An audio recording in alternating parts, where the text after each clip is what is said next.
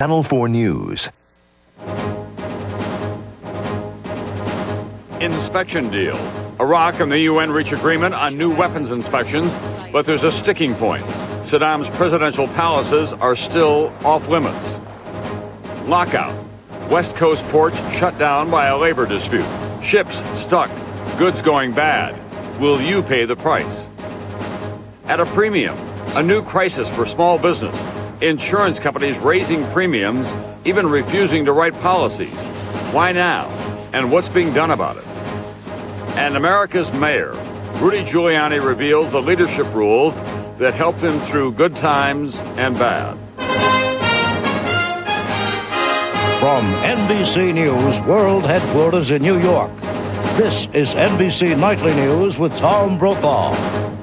Good evening. There are several moving pieces tonight in the high-stakes chess game over whether war against Iraq will become necessary. President Bush is impatient with Congress and the UN for not developing toughly worded resolutions authorizing military action if Saddam doesn't get rid of all of his weapons. Tonight, there is an agreement between the UN and the Iraqis on the matter of UN inspections, but the Bush administration isn't happy about that either.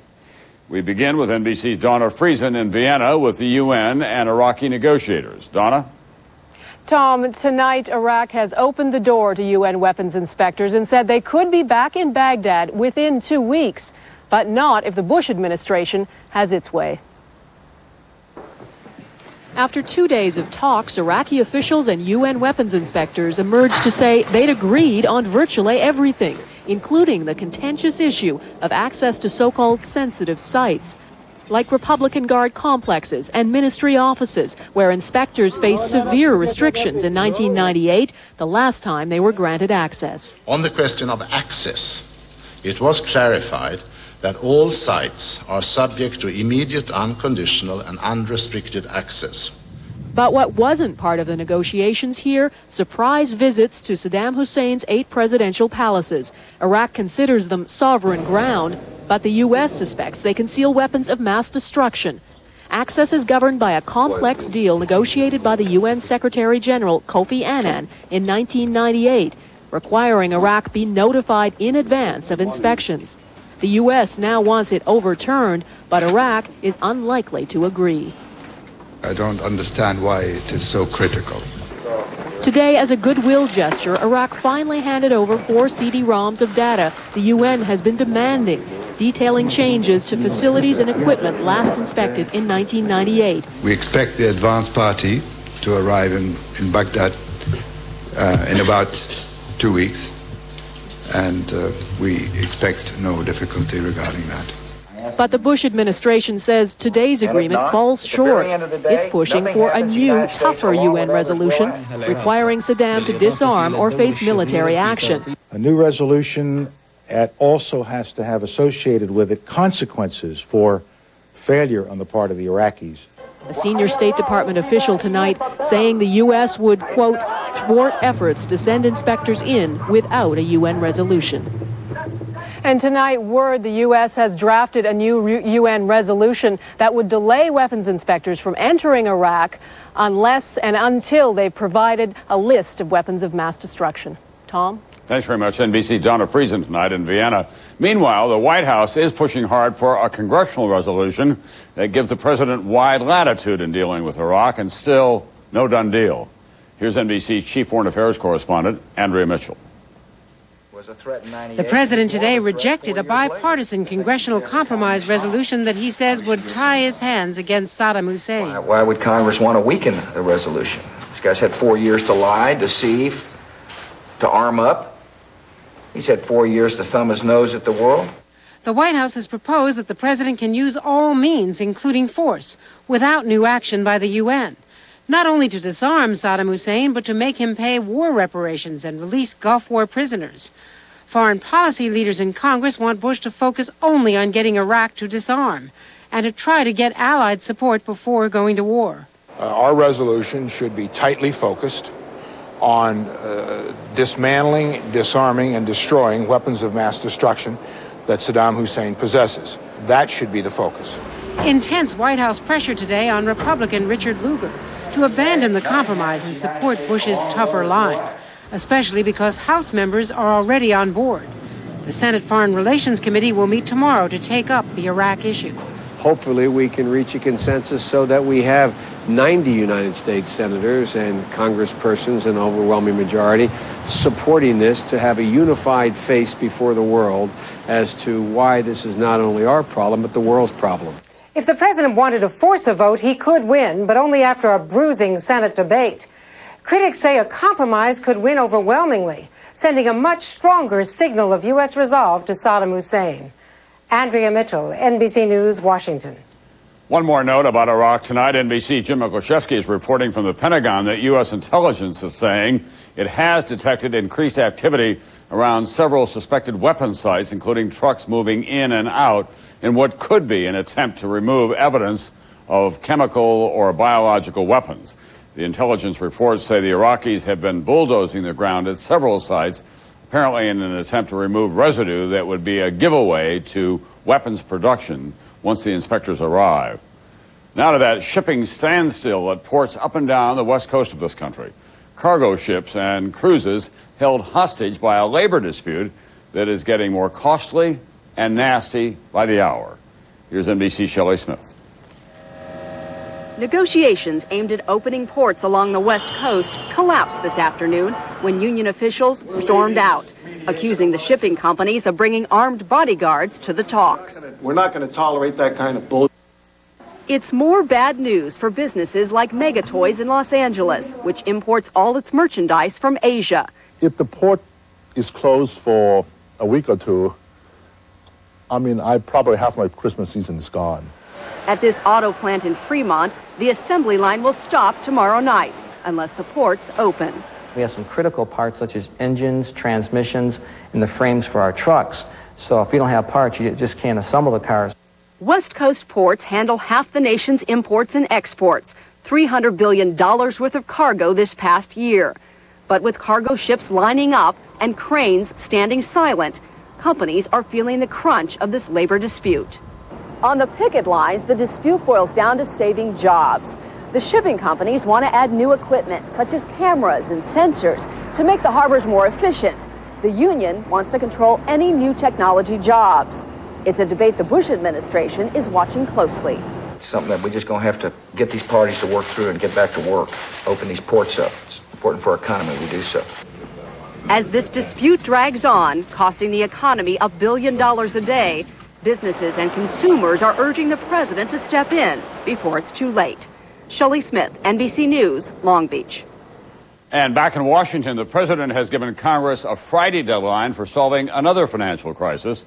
Insurance companies passing along the enormous cost of September 11th related claims. A terrorism insurance plan would be especially welcome to many small business owners who suddenly find themselves in an impossible and costly position. NBC's Ann Thompson tonight. 6 blocks from Ground Zero, gallery owner Rick Davidman is a model for the havoc caused by rising insurance rates. He's lost customers, his original insurer, and now faces what he thinks are exorbitant prices. What I used to pay in a year, I now pay in a quarter. So that's been the big difference. Across the country, commercial insurance rates are up an average of 30% this year, driven in part by September 11th. Combined with higher jury awards, a large number of natural disasters, as well as decline in investment return, are responsible for the higher cost of insurance today. Be able to get the apron on today? Profits at Ed Murphy's Body Shop near Los Angeles mangled by a 35% jump in insurance costs. But when he tried to raise his prices, his primary clients, auto insurers, threatened to take their business elsewhere. We're just being squeezed, and there's no light at the end of the tunnel here that I can see.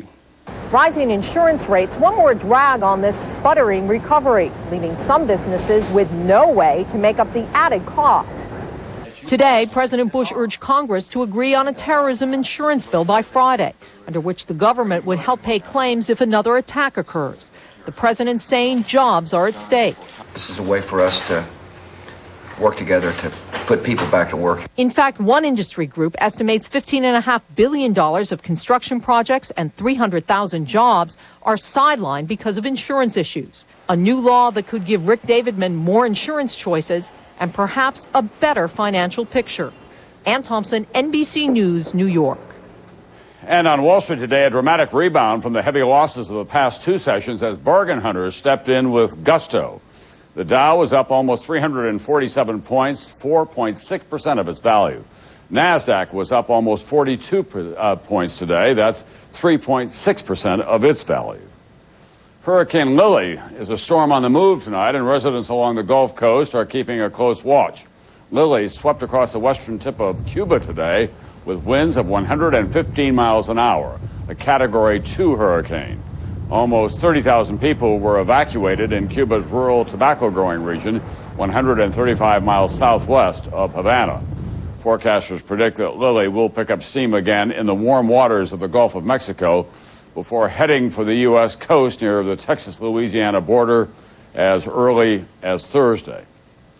Still ahead tonight, walking and talking with former New York City Mayor Rudy Giuliani. Are you going to run again for office? Pretty good bet. Right. Rudy Giuliani on his new book on leadership in the city he loves and his own political future. Up next, more on political futures. In depth, New Jersey Senator Robert Torricelli's withdrawal from the election and the fiasco over the choice to replace him.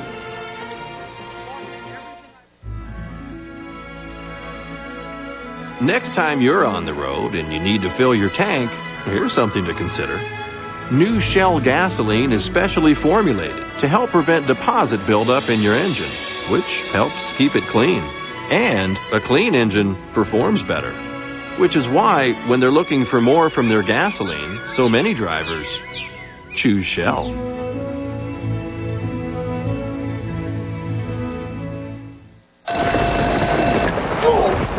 Body pain? Back pain? Now relief is just a shuffle away.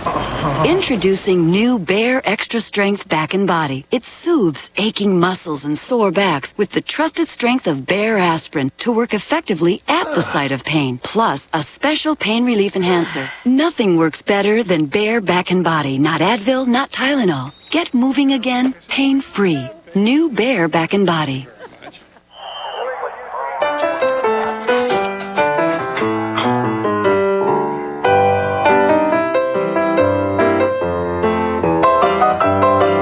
Best-laid plans begin with DuPont Stainmaster Carpet.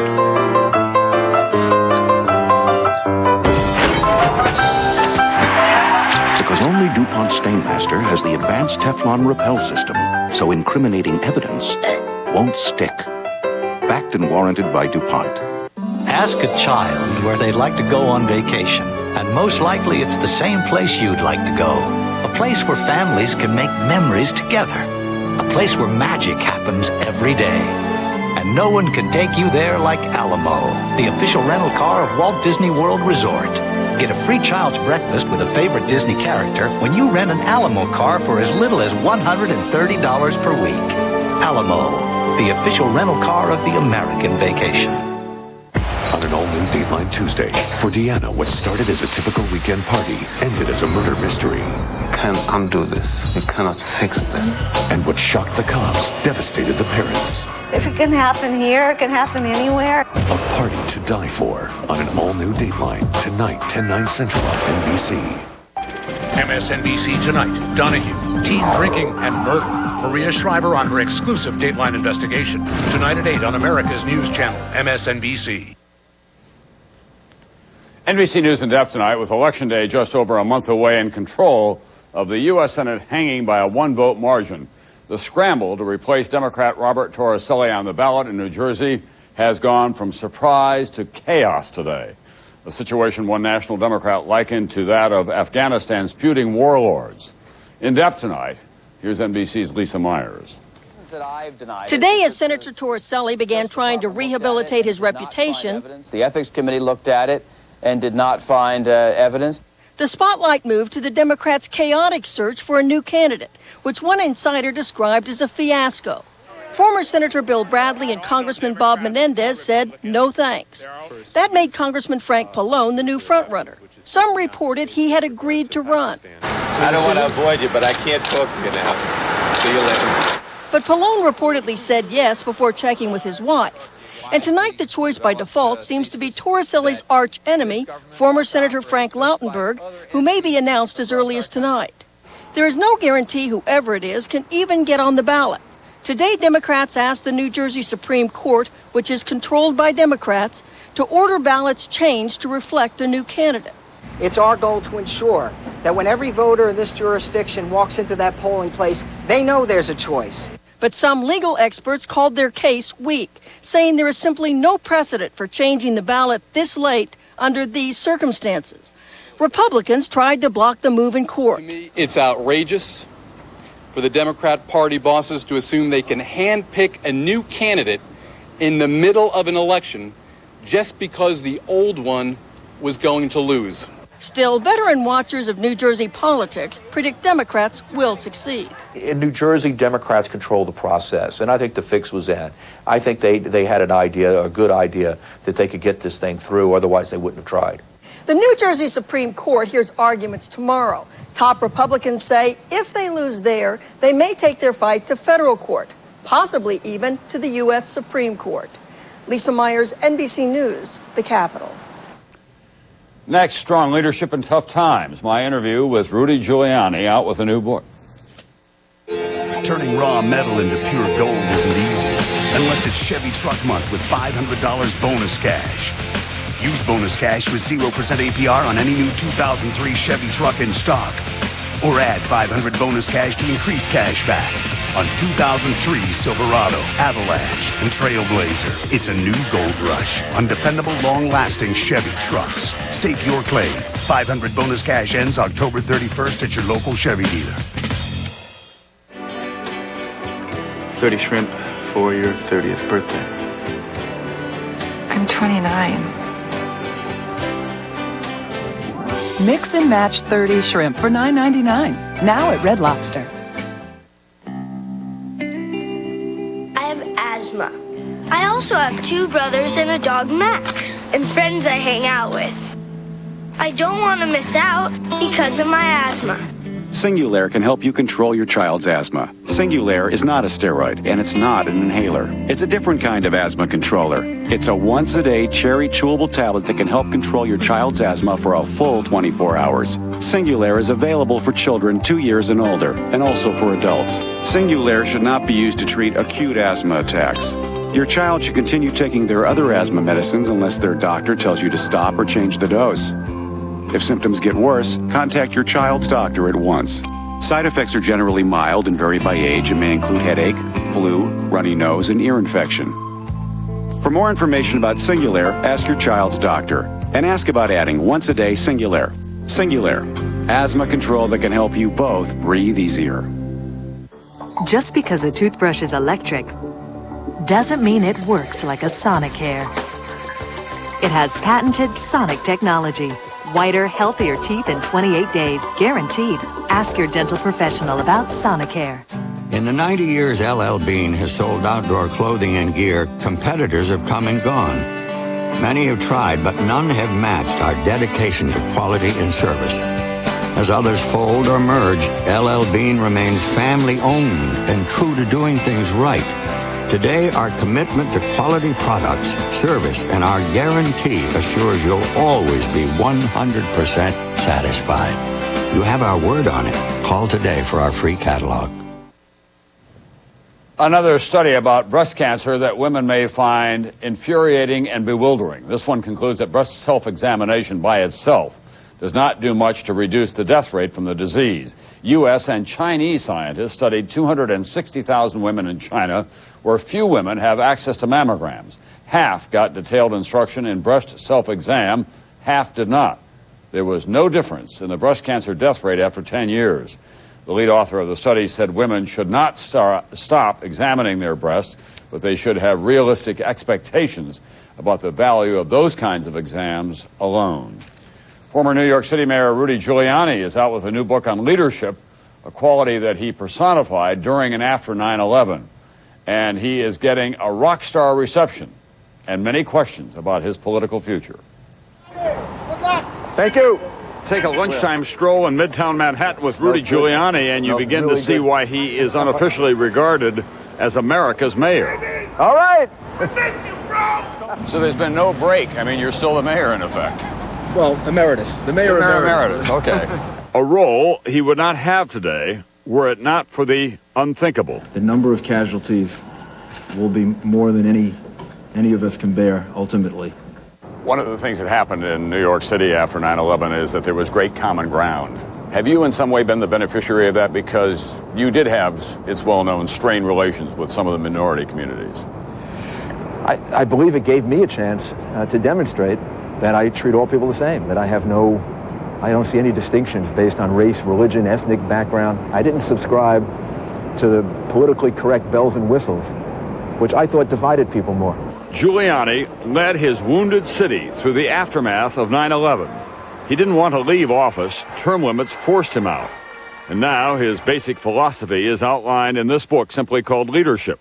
14 chapters outlining 14 distinct principles that have shown Giuliani the way through good times and bad. Are you sometimes a little surprised now, a year later, that there is such a demand for your consulting service and such an appetite for your speeches that pay a very handsome sum? Sometimes. I mean, I'm humbled by it, and I feel I'm very lucky and very fortunate. At times when I thought about leaving the office of mayor, I thought, well, my life is going to be a lot quieter and it's going to be a lot slower, and I'll just get used to that. And actually, I've been busier since then, but I need that. I have seen you walk into a number of rooms since 9/11, and the response is really, truly overwhelming. There's great accolades wherever you go in this country. How do you guard against hubris? You just keep reminding yourself it's not for you. This is a reflection of the view that people have of the people of New York City, of the firefighters, the police officers, the rescue workers, the civilians. Go Yanks! Yeah, go Yanks, absolutely. Back on the street, just 9 months into his private life, this is a man who appears to be very much back on the road to a public life. Now, where do you come from? Would you like to be president of the United States someday? I don't know what I'm going to be someday. I don't rule out any options, but I don't know. Right now, my focus is on not just business, but helping other Republicans, and I'm going to be supporting President Bush big time in the next election. Giuliani said he learned to be tough when he was a youngster and a Yankee fan growing up in the shadow of Ebbets Field, the fabled home of the Brooklyn Dodgers. Passages tonight. Walter Annenberg, who made billions in the media business, then spent the rest of his life giving away huge chunks of money, died today at his home outside of Philadelphia.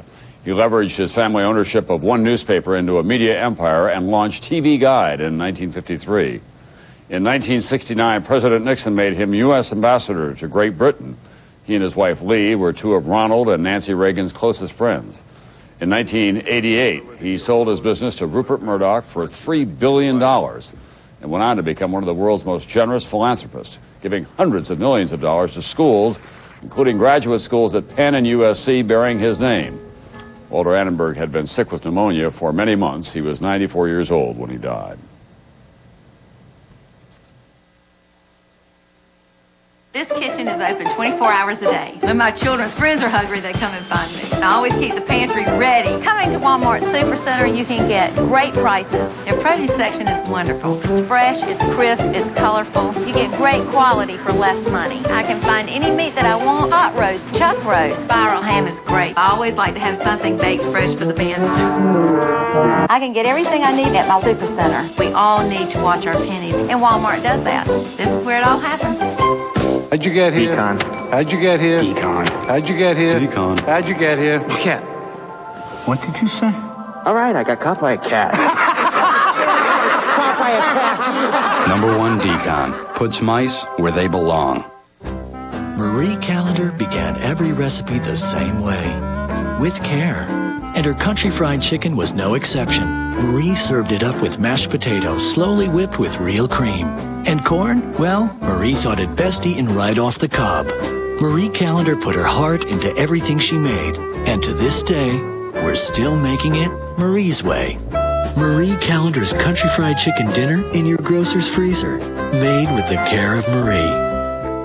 Ever wonder what DuPont makes? Well, here's one thing. DuPont Tyvek Home Wrap. You won't find it wrapped around the hood of my race car, but you will find it wrapped around houses across America. DuPont scientists developed Tyvek as a protective wrap to help keep damaging water out of your walls, which helps prevent mold and mildew. Ask your builder or remodeler to protect your house with Tyvek Home Wrap, a miracle of science from DuPont. Hope I can figure out how to get this back on. Carrier's Weathermaker Infinity is the world's most totally efficient gas furnace. With our exclusive Comfort Heat technology, it can save you up to 40% on your home heating costs. Carrier, 100 years of innovation.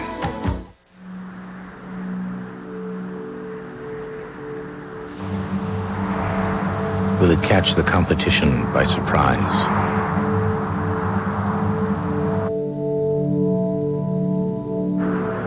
Will it become the car by which all others are judged? Will lightning strike again? The all-new Accord from Honda. Tonight at 6 on Channel 4. An ignition lock and tough new laws. Tennessee aims to eliminate drinking and driving. Also after nightly news. CD price fixing. Consumers win a giant settlement. Tonight, how you could benefit.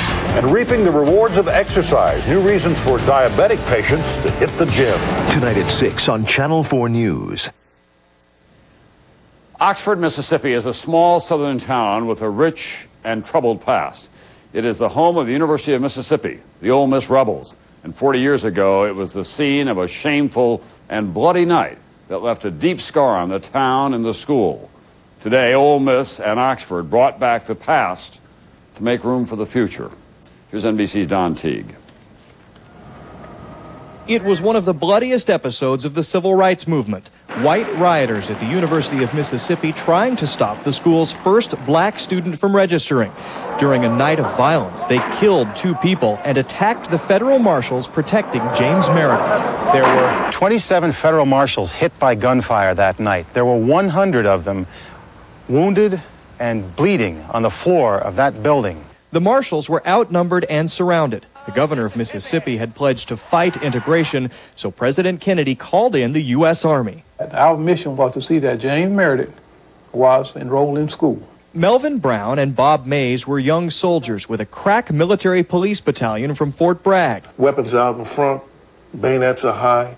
It's a show of force. Arriving just after midnight to a storm of bricks, firebombs, and an ambush under this bridge. We were coming down this road, come right under the bridge here, and 2 men threw an axle of a truck off the bridge onto my Jeep and almost killed me.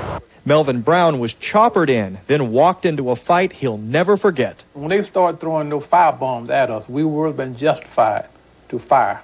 It was a long and dangerous night, 14 hours of fighting, but the soldiers rescued the marshals trapped inside that building and restored order, and they did it all without firing a shot. And the soldiers marched out of here basically into a kind of oblivion, and they were never thanked for what they did and never recognized for what they did. Watch that! The Army even denied them medals, fearing political backlash. But today, we are very proud of your work. Soldiers gathering in Oxford, Mississippi 40 years later to receive keys to the city and an overdue thank you. We offer our thanks. James Meredith returning today as well, acknowledging all of those who fought for him that night. Without organized violence on my side, it could never happen in Mississippi. Thanks in part to the soldiers and marshals who ensured that James Meredith went to school. Don Teague, NBC News, Oxford, Mississippi. That's Nightly News for this Tuesday. I'm Tom Brokaw. I'll see you tomorrow night from Washington. This is Channel 4 News. Coverage you can count on. Caught on tape, a Tennessee police officer hit by an accused drunk driver. The crackdown begins on DUI offenders. Find out how ignition locks could make the roads safer. A Middle Tennessee college student missing for days. Now authorities are investigating his mysterious death. And storms move across the area, bringing very heavy rain. Good evening and welcome to Channel 4 News at 6. And we begin tonight with our changing weather. This first day of October is bringing storms and heavy rain to parts of Tennessee. Here in Nashville, the rain and storms began just after 3 this afternoon. Bill Hall is tracking all of this tonight for us and joins us with the latest. Bill? That's right, Dan. First of all, we go to 4-1 Live Doppler radar. Then we'll take a look at our latest hurricane. But first, you can see the showers and storms that moved